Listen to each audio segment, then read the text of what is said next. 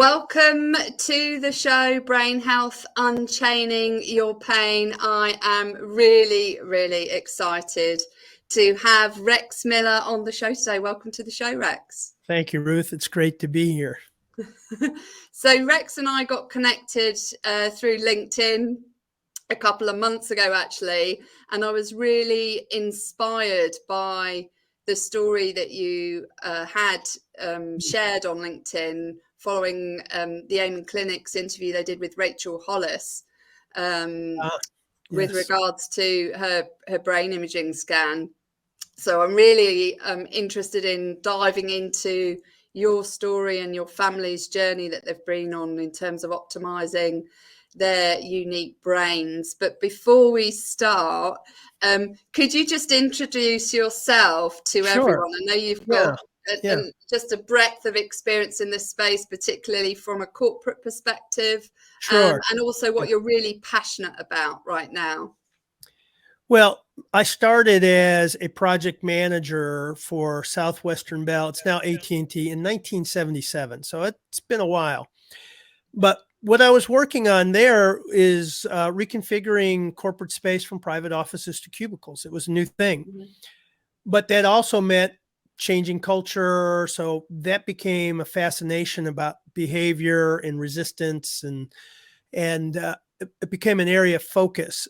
Over time, I built up kind of a resume of understanding corporate dynamics and culture, looking at engagement. Gallup's done research on engagement for a long time. So it's evolved into project work, an engaged project team. Yeah. It's evolved into education, engaged students and teachers. But that began to morph about 5 years ago into looking at some underlying causes of engagement, and that's well-being. So for the last 6 years or so, there's been a big focus on the role of well-being in how we show up every day. And that, of course, as you know, Ruth, that led to kind of a little bit of an autobiography of looking at my own family's health and well-being and unpacking that. Yeah. And, I think it's really interesting that, you kind of almost fell into the importance of well-being, but it's often put as the last thought on the agenda when people are doing transformations rather than the first thought. And the fact is that brains run organizations that, they run the world ultimately, that, and it's really important that we take the time to look at how can we optimize the brains of the people in the workplace. And there's so many facets to doing that. And obviously well-being is a really important part, because that's looking at the whole person and how do you optimize a person's well-being. So I know we're going to dive into your story. Yeah, absolutely. But I'd love to know for you, what does optimal brain health mean for you personally in the context of your experience? Well, so I look at optimal brain health as a byproduct of how I'm living. So it's the food I eat, it's the exercise, it's the social connections. Are they functional? It's sleep. I mean, so much of it is sleep. I've really focused a lot since 2016 on the quality of sleep. And so it's all those pieces come together so that I can feel good, perform at my best. And I really have shifted from looking at managing energy more than managing time, and really being aware of when and how I'm at my best and when I need to recover. Recovery has been a big part of this. Sports science has been really surfacing the need and the role of recovery. I mean, look at some of the kind of the senior citizens in sports: Roger Federer, Tom Brady, Justin Verlander, and they've had kind of a second career because they discovered the role of sleep and recovery. So for me, it's the energy is kind of my main metric for brain health. Yeah. I think that's so important, and people don't really talk about it from an energy perspective. And when I had a really, deep, dark place for me, it was energy that was the first thing I really needed to focus on to get my life back and to get my brain health back. And it's really everything. But I love the fact that you talked about time as well, because it's a kind of like this energy time continuum, isn't there?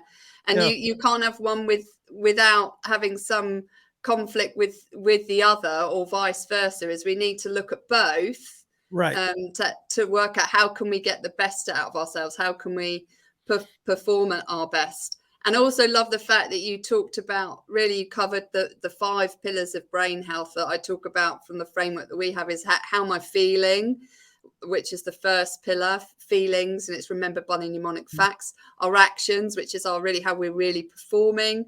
Our connections to ourselves and others, our thoughts, and also our surroundings. I know you've done that, in terms of the work you've done in your book, Change Your Space, Change Your Culture, and all the other books that you've written about. But I'd really like to dive into the story that you shared on LinkedIn, if you will. But if you wish to go back a bit further than that, Sure. that kind of Yeah. what led you to that change in your family's brain Yeah. health, that would be great. So I had finished the work, Change Your Space, Change Your Culture, in maybe 2014 or so. And then I was approached by a company that does education and said, would you do an education version and do the research around that? Reluctantly, because I'm not an educator, Yeah. we went after it, and it was the most life-changing research we did. Wow. And through that, I recognized how the education system damaged my kids. And what we discovered in the research, and Sir Ken Robinson was one of the individuals that I've met with when he was still alive, and he spurred a lot of this research, is that this industrialized version of education really squelches the unique individuality of people. And in my particular case, I had a couple of what I call one-offs. So in the book, Humanizing the Education Machine, I said, the system's not geared towards one-offs, and it's geared towards batched kids. My daughter, who is on the autism spectrum, high functioning, she was one of the casualties of the system. Right. And so part of the research that we were uncovering is the amount of trauma in education, the kids that come to school with trauma, and it's called adverse childhood experiences, ACEs. Yeah. And there's a score.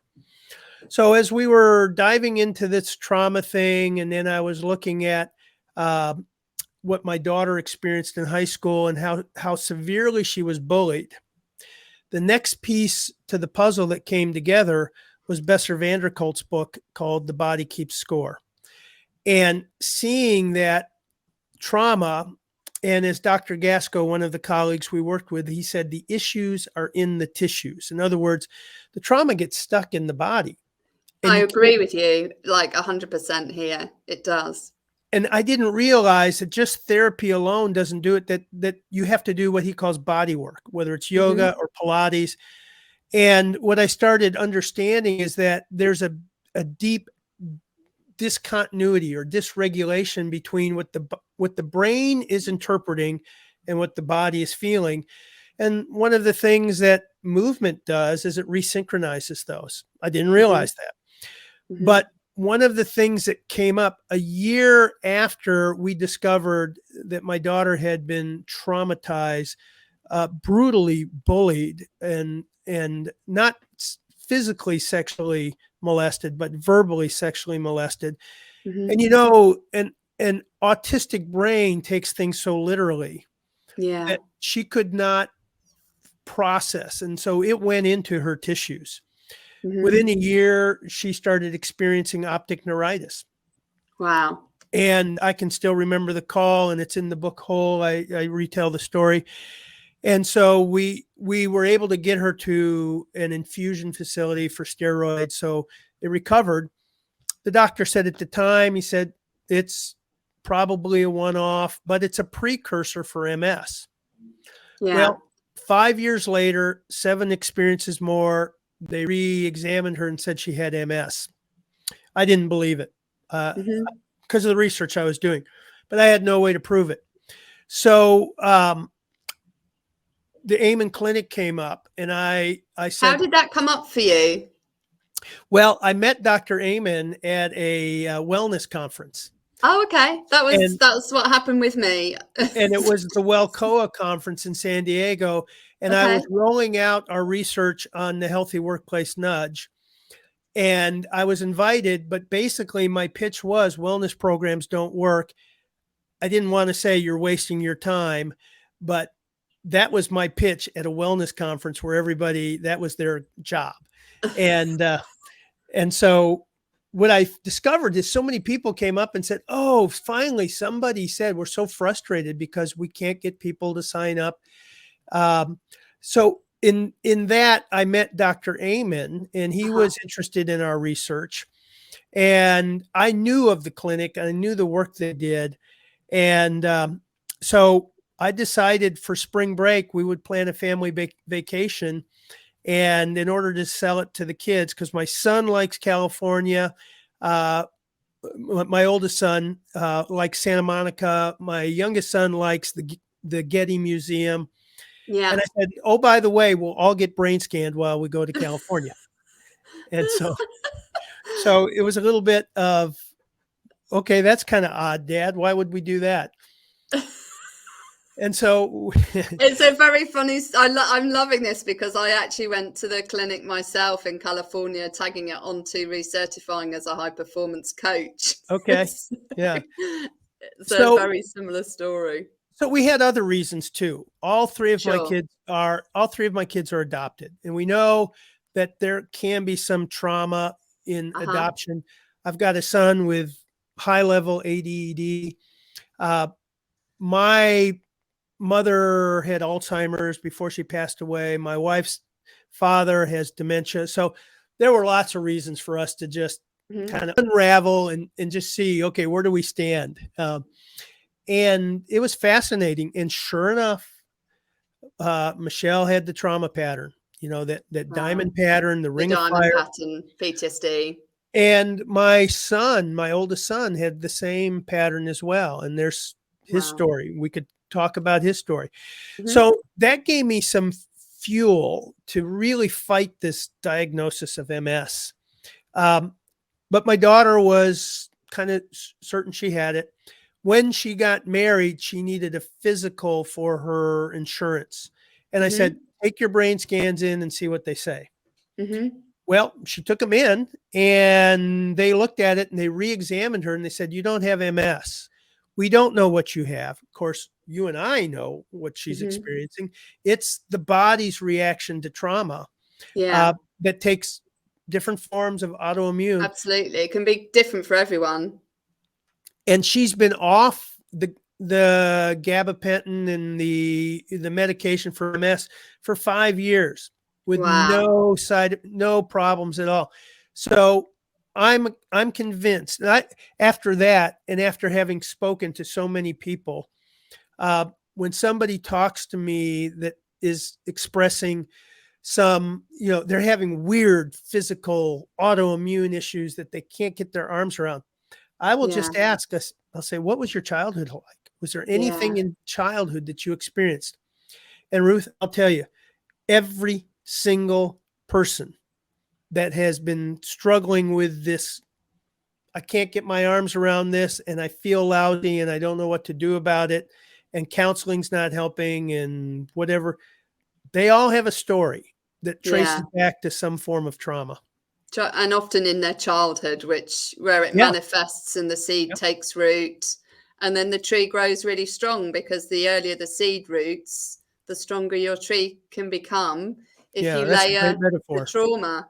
So I think it's a huge issue that is often overlooked in the medical field.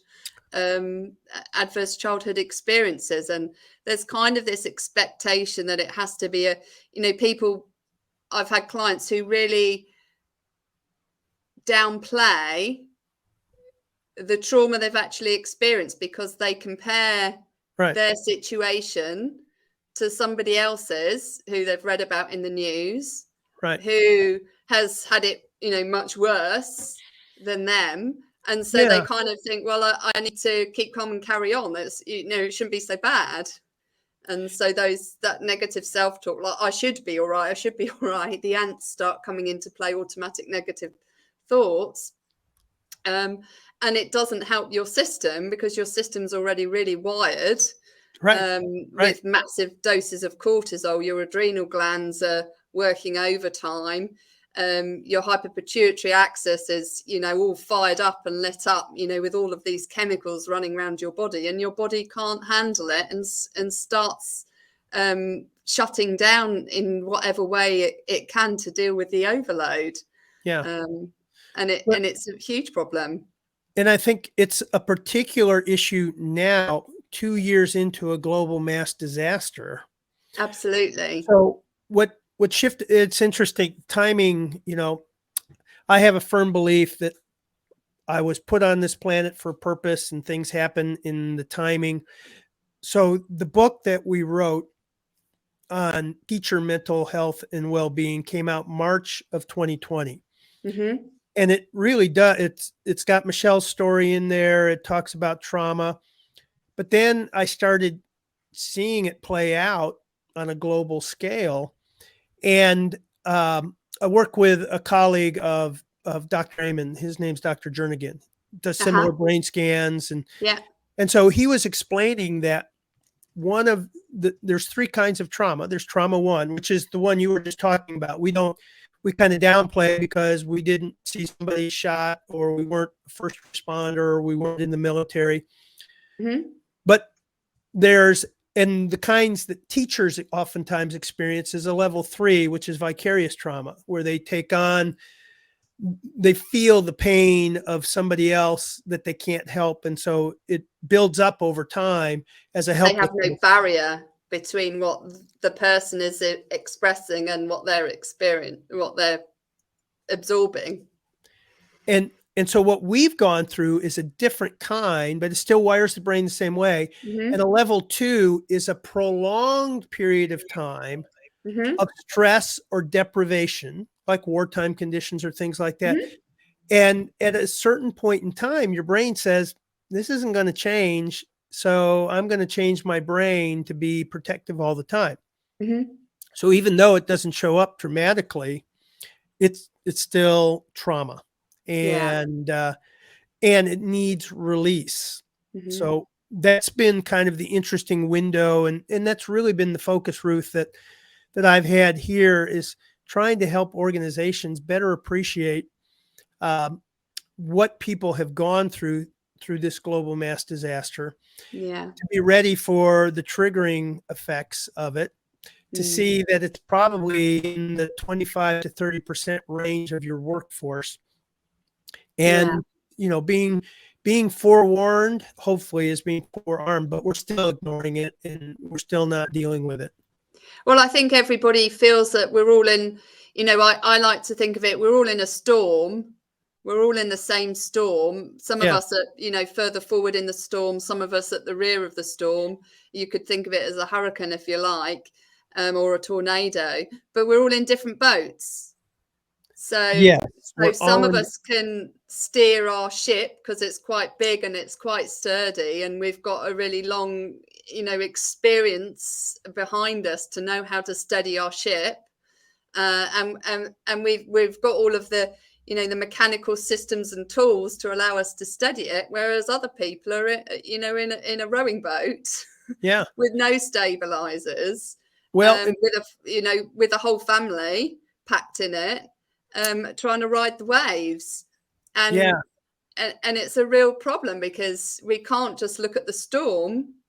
We have to look at the individual circumstances, not just in the storm, but the leading up to the storm, in terms of, are they equipped to, navigate the storm? Have they got the right tools? Have they got the right kit? Have they got the right life jackets and, navigation devices to get them through?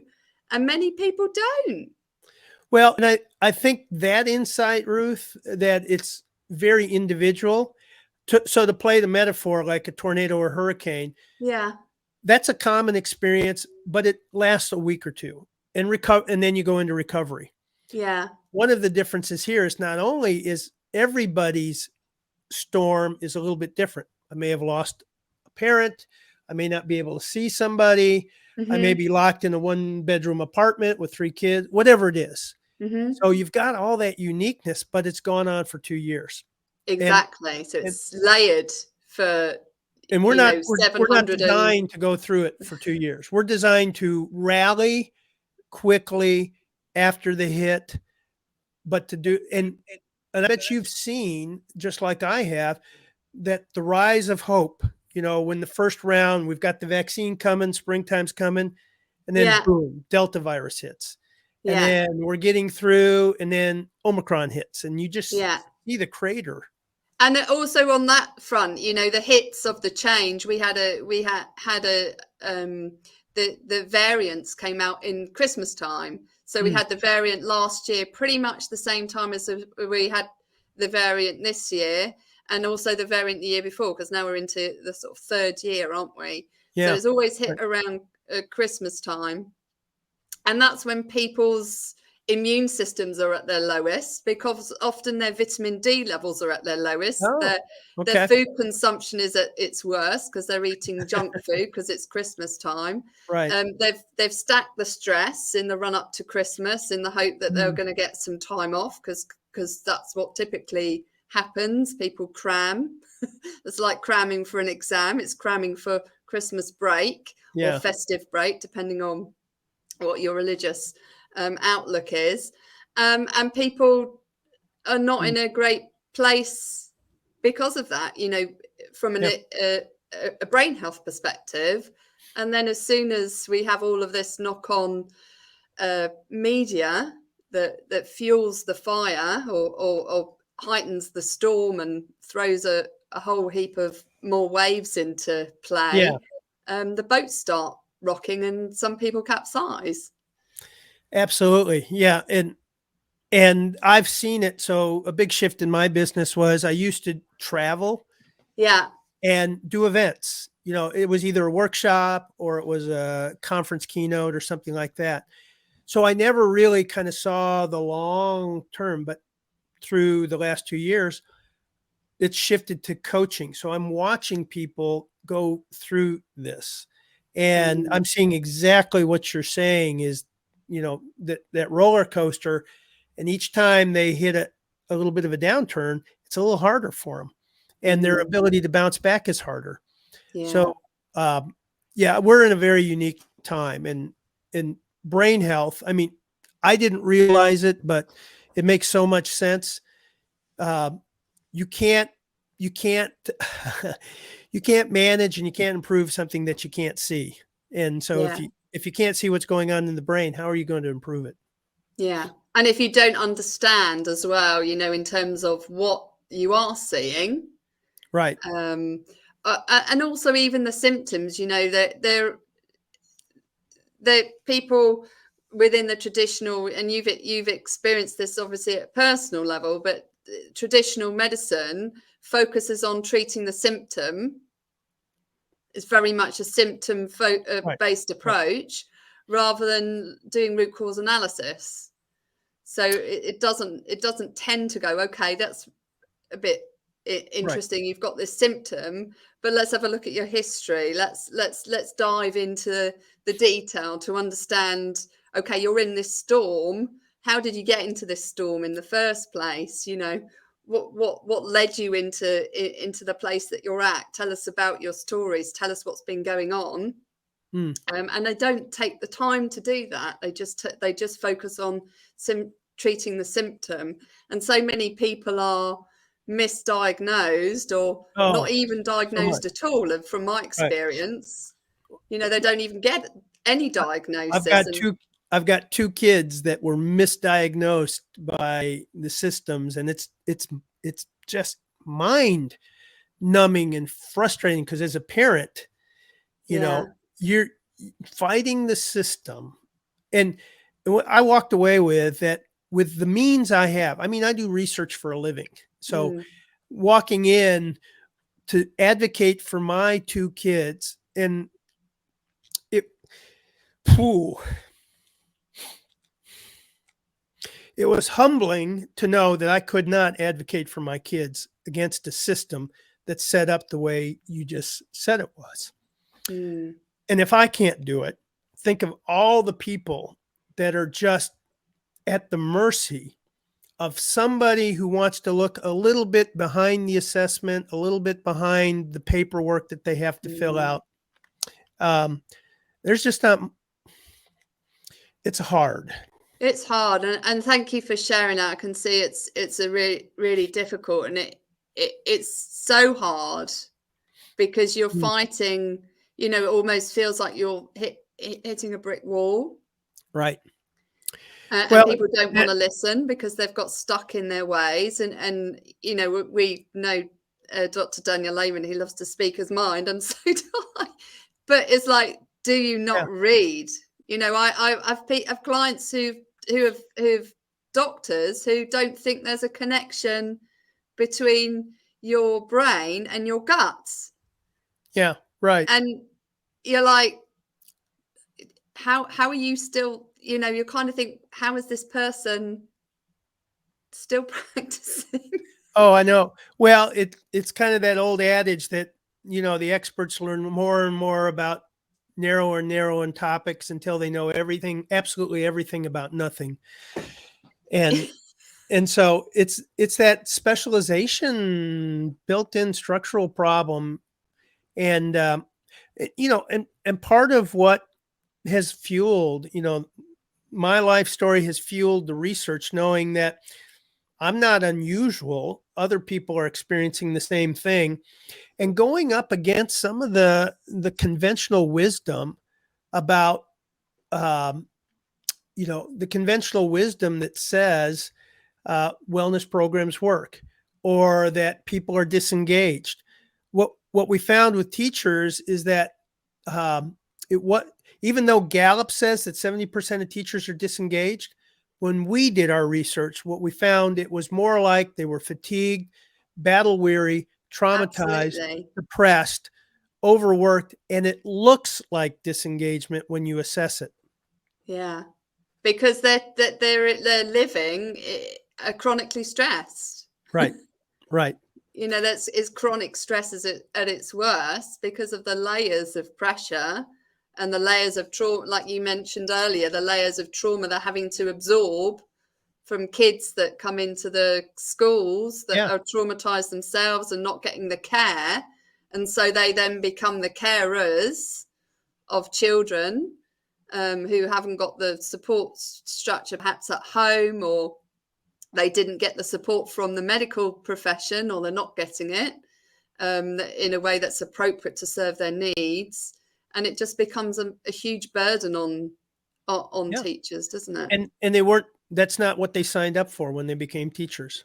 You know, and the phrase we kept on hearing, kids are coming to school not ready to learn. So all that social and emotional learning that has to go on. And Dr. Gasco says we have to educate the autonomic nervous system before we can educate the brain. In other words, we've got to be able to control that stress balance response before you can take on cognitive load. And absolutely, yeah. Learning with stress, any kind of load, emotional load and cognitive load is registered as stress on the system. Yeah, because you can't deal with it. Your brain, you know, your reptilian brain is in the driving seat, which is your emotional centers of your brain, your amygdala and your deep limbic system, and then obviously you have your basal ganglia, your anxiety centers either side, and that's in the driving seat, and it won't activate the thinking part of your brain because it's in fight or flight mode, or freeze or defensive rage, whatever it happens to choose in that moment. And so there's no desire for it to turn logical thinking on, because that's not how we've been programmed as humans to survive. We've been put in this automatic response state. So we have to bring people into a safe haven and a safe space to allow people to thrive. And I really love the fact that you mentioned, you know, children come into the school or education system not ready to learn, because we had an earlier guest on, Charlie Smith, and he had serious adverse childhood experiences. His dad was really abusive, and a leader in the community, and what went on behind closed doors was very different to what was exhibited openly.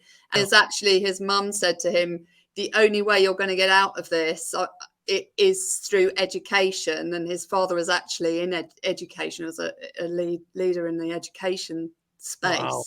And he was a really bad learner, because he was obviously, his fight or flight system was always on, and he really struggled to learn.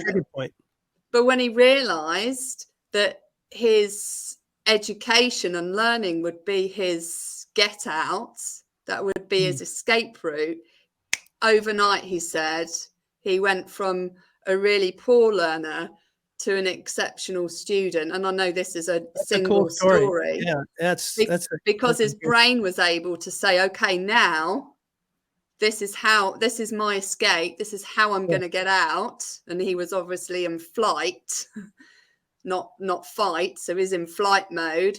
So he was able to move forward by activating his prefrontal cortex and his learning centers. That's a great story. You know, he was able to release a new story that he was able to live into. Yeah. But so many kids aren't like that. And I'd love to explore your story for your kids, and also how it made you feel when you found the answer rather than the diagnosis. It's interesting. So one, it answered a lot of questions, and it confirmed a lot of things that we thought and knew, and it gave us direction, you know. Now, when you've got adult children, it's one thing for you to know and for them to see, but you don't have as much influence on what they're going to actually do and follow up than you'd like. Now, I will say that, you know, Michelle is doing well. She's married, baby, you know, we've got our first grandchild. So she picked a great partner, someone who is as interesting as she is, you know, on the spectrum. They make a great pair, and together they really complete and reinforce each other. So it's fun to watch. That's brilliant. My oldest son, who went through his period in the last 2 years, he's really found himself, embraced who he is, embraced the hard period, recognizes the things he's got to watch out for. And he's thriving as well in terms of where he's at in terms of his career and his social life. And it's really improved the family relationships. So, and it was a long haul, you know, for my son. It was 8 years of working through from high school, the damage that happened in high school. And they both had high school. Was it both bullying that they experienced during high school? Well, for Michelle, it was bullying. For Nathan, it was with the ADD. It was just, this isn't working for me. And so the system didn't support his learning. The system didn't work. So, you know, he found, now he's an Eagle Scout, but didn't graduate from high school because 3 months before he says, I'm out of here. This isn't working.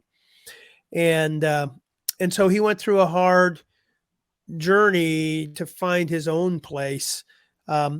And, you know, the stress on the family, all the things that you go through and trying to figure it out and trying to sort through cause, you know, was mom and dad to blame? Are we, you know, do I know who I am? Do I even fit in this family, you know, with adopted children?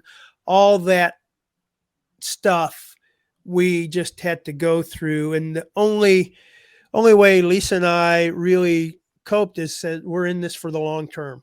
You know, this is not a fast, whatever it is, we just keep showing up and be supportive. And you learn a lot about what boundaries are. You learn a lot about how to handle other people's challenges. We just went through a lot of learning through the process. And go on, carry on. I was going to say, and so we saw turning points in each of it, but I'm not in a position that if somebody else is going through it to be able to say, here's what works and here's what doesn't work, because we just had to figure it out as we went. I mean, the journey's different for everyone, isn't it? Because it's a It is. unique journey, just like It you're is. unique. Uh-huh. Everyone has a unique brain, and we all have to figure out how to get the best out of it. I'd be really interested to know, what was the biggest challenge for you on the journey? Because I know obviously both your kids have been misdiagnosed. What was the biggest challenge to know the truth so it could Yeah. set them free? Well, so with Michelle, it was that she kind of owned the identity of having MS. Once she got Right, diagnosed, that became part of her identity. Now, it was when she got married, was I saw a window of an opportunity because she had to go in as to maybe we can change her story. And that's when I said, take your brain scans in and see. But until then, we weren't making any progress in terms of lifestyle changes or, recognizing the recommendations that the Amen Clinic had. Um, so that was the hardest part, is changing, her being willing to accept a new story about who she was. wow, And so for Nathan, for him, the breakthrough for him was getting some confidence and success in one thing.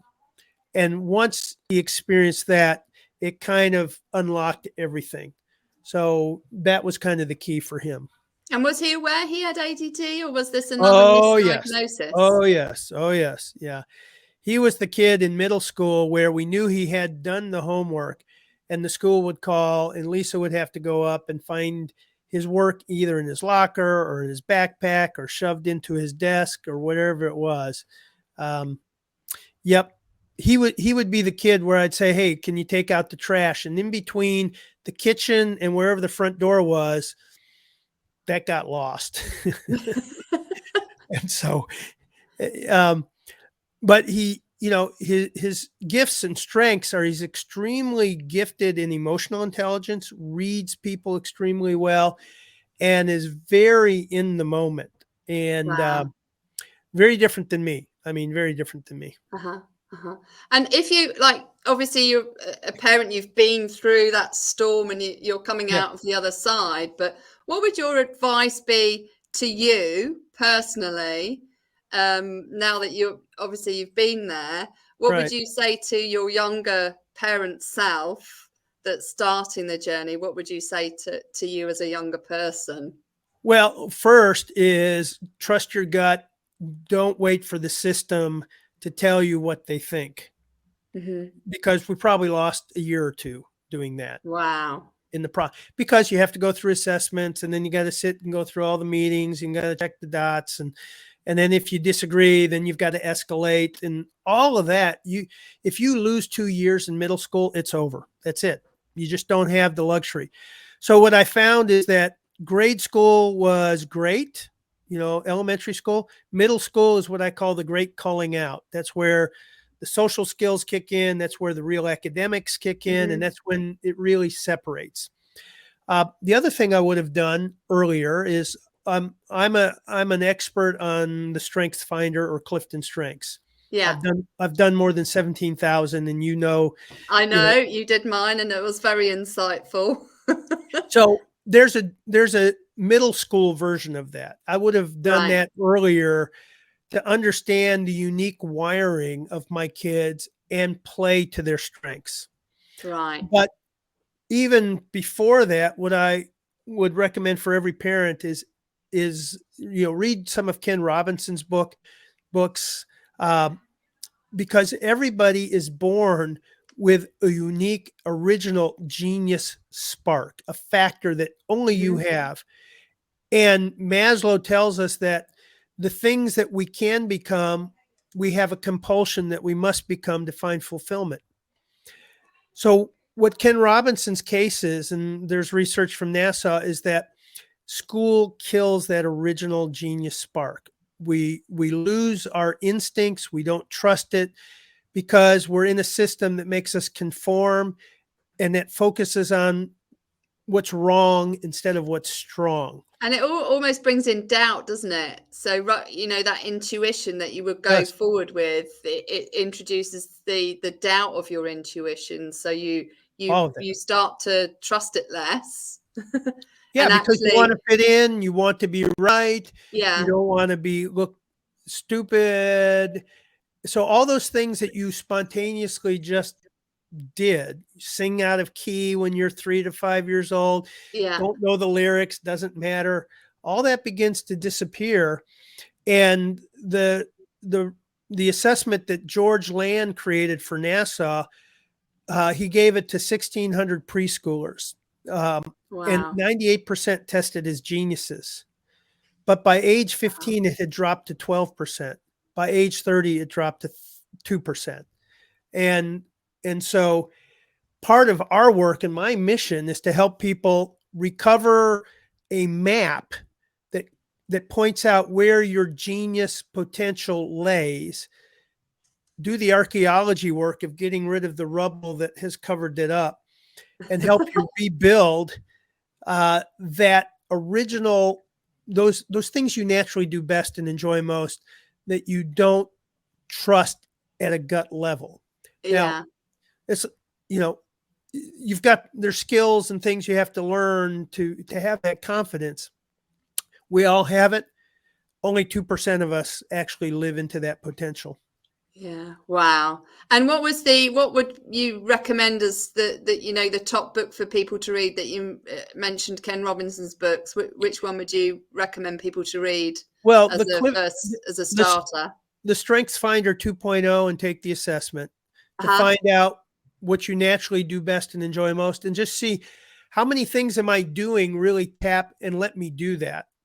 Um, and then I've got a book coming out in March called The Genius Spark, which really goes more into connecting the dots between that original genius we had, and then how do you recover and find that again.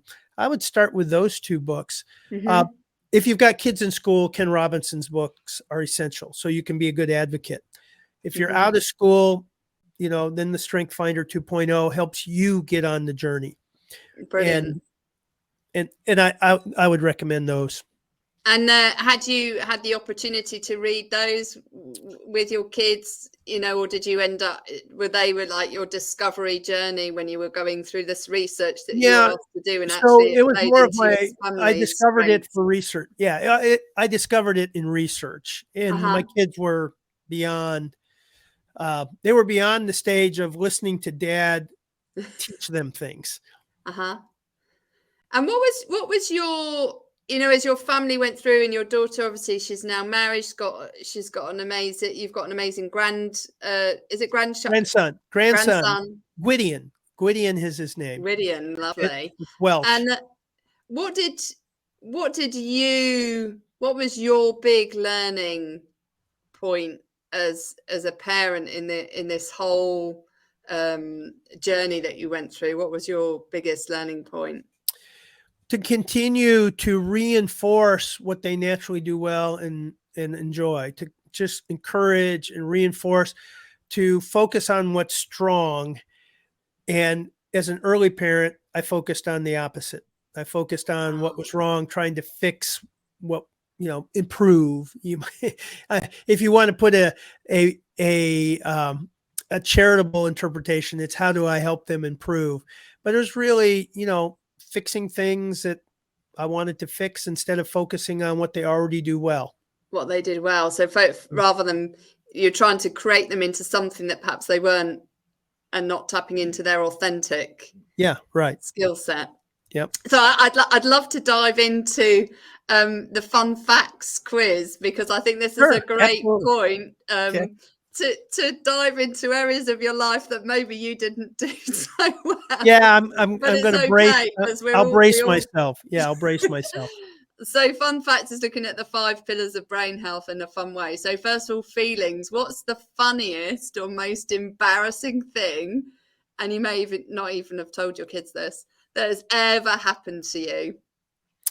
Uh, Probably the most embarrassing thing is I mistakenly went into the women's bathroom and in a conference, Oh, and I started seeing these high heels coming in, and I just sat for a long time until Were you in a cubicle at the I time? was in a cubicle at the time, and I just kind of hushed and stayed quiet and tried to sneak out. Did you make it out I did. without I made being? it out. I You made it did out. I without don't being know if the noticed. cameras captured it, but I made it out. What's the actions? This is the second pillar. Actions. What's the craziest thing you've ever done? Bought this ranch that we now own. We, I'm 67 years old, and we bought a 15-acre historical property, a ranch, to turn into a leadership center. I don't know what we were thinking, but my wife misinterpreted a curiosity comment as an interest comment, and now we're here building it out and got clients coming in March. So that's the craziest thing. Well, I think that's really exciting, and you only live once. So if you don't pursue what you're passionate about, then Right. you're not fulfilling something that's meaningful in your life. So I think I'm really excited for you in your new ranch. Connection is the third pillar. Connection to yourself. What's the most important value for you that guides you in life? Well, my faith in Christ. I find that the ability to kind of start fresh every day, Yeah. and to look at what I'm grateful for, and to recognize that whatever success I've got, I didn't do it by myself. That's really a guiding principle for me, is to always remember that the people in my network, my family, and all of the things that have gotten me to where I'm at. Wow. And do you think that's so important, that is we can fail alone, but we can't succeed alone? Is we need people to help us succeed. Right. Connection to others. Who's been your role model? My dad has been a big role model for me. He's been a key part of just kind of his courage, Wow. his willingness to accept others. I've got high school friends and people who come back to me and said he was the first adult that actually treated them like they were worth talking to. Oh, wow. That's a brilliant role model to have, that Yeah. he showed that level of respect to the, and I think that's such an important piece that we kind of are starting to miss in certain parts of society, is this respect between the young and the old, and it goes both ways. Right. And I think that's a beautiful role model to have in your life, particularly the courage piece to do what he knows is right. What's for your thoughts? What's the stupid or crazy thought you've often told yourself in the past that isn't true? Oh, that's a good one. Well, well, it's actually, I've achieved several international awards and an author, and I just keep thinking I guess it's the imposter thing, that, there's no way I could have done this or accomplished what I've accomplished. And so that's the thing that stands in the back, that I'm more of a background person than a front stage person. And probably I've got enough life experience, research, and knowledge that I could probably step up more. Do you ever celebrate your successes? I don't. Yeah, I don't. How would you celebrate them? Because a lot of people, I've had an award from the past, and they kind of, sometimes they go on the shelf, or they don't even appear on the shelf because you don't really believe in them, so they kind of get pushed out of the way. What was the last award you received? Do you remember? Well, several. Yeah, so I received kind of the author of the year for the International Facility Managers Award. I received the Corporate Real Estate Network's Global Innovator Award. That's their top award. Wow. I've achieved their Industry Excellence Award. Those are their top two awards. Wow. I'm probably one of few people who've actually received 3 of those kinds of established awards. Mm-hmm. And I'm wired basically that, okay, check that off the list. Now what's next? Mm-hmm. Getting a book published and getting recognition. I mean, that's a male version of birthing a child in terms of pain and agony. And I it's have to say, I'm not sure women would quite agree from a pain. I'm sure that's the case, but that's the closest I can come. And it's kind of like I promised myself I'm never going to do it again, and then about 2 years later, it's kind of like, okay, let's try another one. And I know we talked right at the beginning, you talked about time and taking time. So would you ever take time out to just pause and reflect and acknowledge? I do now, yeah. And Okay. so that's been kind of the breakthrough since 2016. I wear a Whoop strap and an Aura ring, and so recovery and pacing myself. I'll take a nap most days, 20-minute Uh-huh. nap. That's kind of a new, the last 4 years.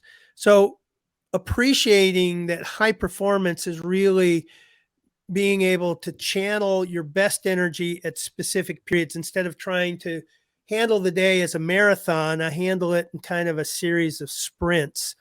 And I really do take a break in between, after this call, I'll take a break and Yeah. And reflect and just go, reflect or take a walk or, do something. Yeah. great. And I know we talked about this when we last spoke, is surroundings. What's the most beautiful place you've ever visited, Oh my and what gosh. makes it so special? Probably Nicoya in Costa Rica. It was kind of a jungle paradise. Wow. And then secondly, the ranch. I mean, Uh-huh. one of the things I love, 3 or 4 times a week when it's quiet, I'll go down to the creek Yeah. and it's surrounded by large limestone bluffs. You're just away from the world, and it's my private place to just go walk and think and reflect. Wow. And I think, we don't, and this leads right into a lot of the work that you've done, is we don't take that time, do we, No. to think about how important our surroundings are. And I'm not just talking about the physical surroundings, but I'm talking about the surroundings in terms of the people, the culture, the energy that people bring into the space, the environment, the physical environment, the digital environment, how that totally influences our brain health and whole well-being. Right. What have you, since 2006, know you've been on journey and you've written quite a few books. What's been your biggest sort of discovery or finding in that Oh my gosh. journey? Well, the biggest aha is that the assumptions I had going in were completely wrong. Uh-huh. Um, for example, we went into assuming that 70% of teachers were disengaged, and then it's not disengagement. How many teachers do you know who really don't care about kids, but Yeah. they're worn out? And so the industry, the other one too, is that I assume that wellness programs work. I mean, it's a $4.3 trillion industry. Somebody smarter than me must know that they work. And so when we began to write the book, The Healthy Workplace Nudge, and I had 150 different experts, industry experts and leaders, and we began to look at how environments can improve or help wellness programs, the first thing we had to ask is, what's a wellness program? What's it supposed to accomplish, and how well does it do it? When we got into it, the numbers just aren't there. Wellness programs just don't work. They don't make people healthier. They don't reduce costs. Now, you got to read the book to understand why. Mm-hmm. So what I found is that things that are stuck for a long time, usually we're asking the wrong questions. And so the process I created gives me the opportunity to tackle something that we think we know where to start, but the process allows us to get into it and just back up and say, okay, what we thought we were tackling is not the real issue. Are we willing to go after something different? And that's been kind of my biggest discovery. And that massively ties into your personal journey, doesn't it? You know, with your family, is you've said exactly that, is what you were tackling Yeah. Was very different to what you were being told was going on in your, you know, in your family's brain Right. function perspective. Yeah. And how, you know, what the best way was to help them through that storm and out of the other side was probably, I imagine, quite different to the Oh, approach that you were 100%. taking. Well, and I'm okay. I'm comfortable. You know, the assets I bring into the research is I'm not the subject matter expert. I have a naive look at it. I can look at the lens of common sense, and I'm okay with not being right. The other part of it too is all my books tend to become like a method actor, you know, an actor who actually takes on the role. So my family has been sucked into these research projects and they laugh at it because, you know, they're the guinea pigs of the research. We'll see if it And works on you mine's guys. the same. Yeah. Okay. Yeah. And I think it's important, isn't it, that, and we talked about this right at the beginning, is that people can get so narrow-minded and Right. so specialist that they end up becoming a specialist of nothing that's actually going to help anybody. And actually, it's really important that we keep that open mind, especially, you know, I'm a scientist from background, and, you know, there's often these scientific jostles or fights or, you know, Yeah. Right. disagreements Right. because you've got a closed-minded culture where it's, well, this is my theory, well, this is my theory, and never the twain shall meet, and nobody can have a sensible discussion about it. And the Right. fact that you can, because you're not sucked into that state, it is incredibly powerful, and you've demonstrated that for your family as well, that, you know, having that open mind and that perspective that you bring, and obviously leveraging your strengths that you know very deeply, has been a huge asset to everyone around you, and obviously to the wider world, with all of the research that you've done and the insights that you've brought from doing the research and the right research, and not assuming that your assumptions were correct. Well, thank you. I appreciate that. You know, I'd like to claim that the research was well targeted, planned ahead of time, but it's kind of like I bring people together who have a common frustration and a common problem, and we say, Yeah. okay, what do we want to do? And it all starts there. And I love it. It's, you know, I'm wired to learn and to research, so it's kind of Yeah. my personal learning lab. Yeah. And I know we're getting to the end of time, so it's been a fascinating discussion. But Yeah, absolutely. as a parent, obviously you've been on this brain health journey to helping your kids really unchain their pain. Yeah. What one piece of advice would you give a parent who's intuitively knows that something is not right? What would your advice be to a parent who has children that's struggling? Yeah. Well, to be there with them, don't try to fix it. Um, and to be a safe place, um, and and recognize that you may hear some things or discover some things that you have to manage your anxiety over it, and you can't want them to have something because you want them to have it. You've just got to go along with the journey. So it's kind of instead of being the hero to your child, be the guide. You know, let your Wow. child be the hero, and be the servant guide that'll come alongside and help them discover their own journey in the process. Wow. Do you know, thank you. That's such beautiful advice, because I think, you know, that guide analogy is so important. Is our kids have got to walk the journey of life themselves, haven't they? Yeah. And Yeah. we can't walk it for them. Yep. And they've got to make the decisions on that road, but we obviously can guide them on the right path, but ultimately they've got to do the walking. Yeah. But 100% of my instincts is I could fix it for them. I could help them. And that instinct just gets in the way.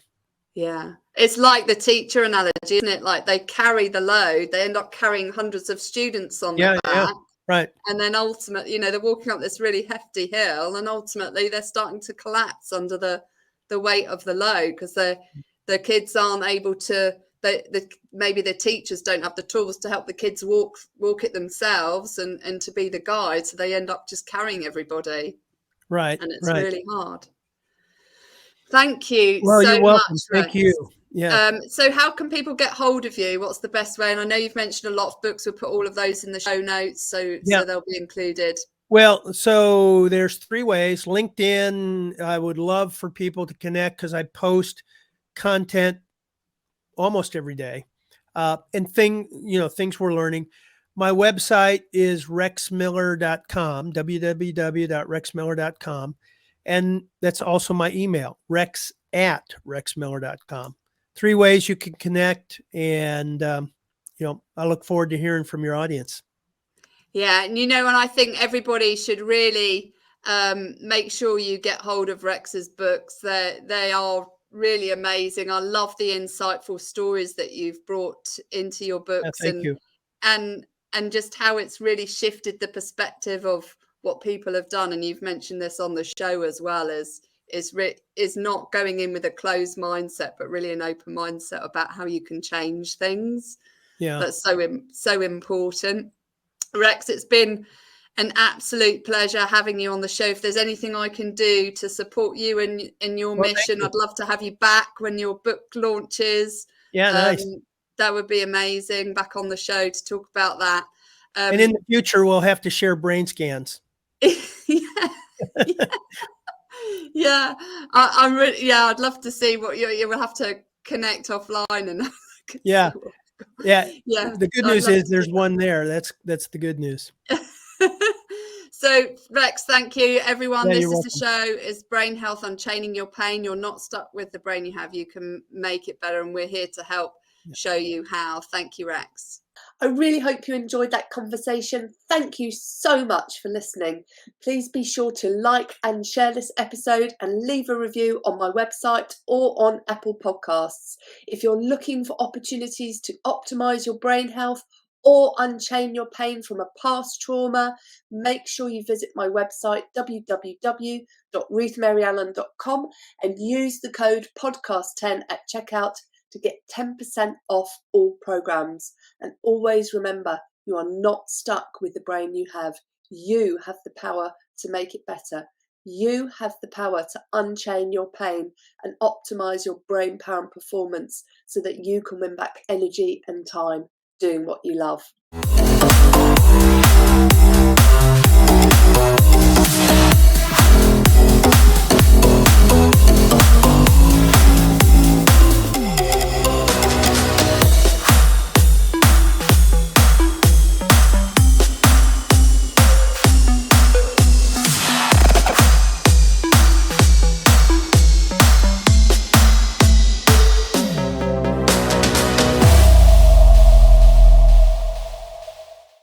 Each episode of Brain Health Unchaining Your Pain with Dr. Ruth Allan is for educational and demonstration purposes only. The information shared in each episode should not be interpreted as medical advice. This episode should not be used to self-diagnose or self-treat any health, medical or physical condition. Do not use this episode to avoid going to your healthcare professional or to replace the advice they give you. Consult with a trusted healthcare professional before doing anything contained in this episode. If you have any questions or concerns, please contact www.ruthmaryallen.com/connect.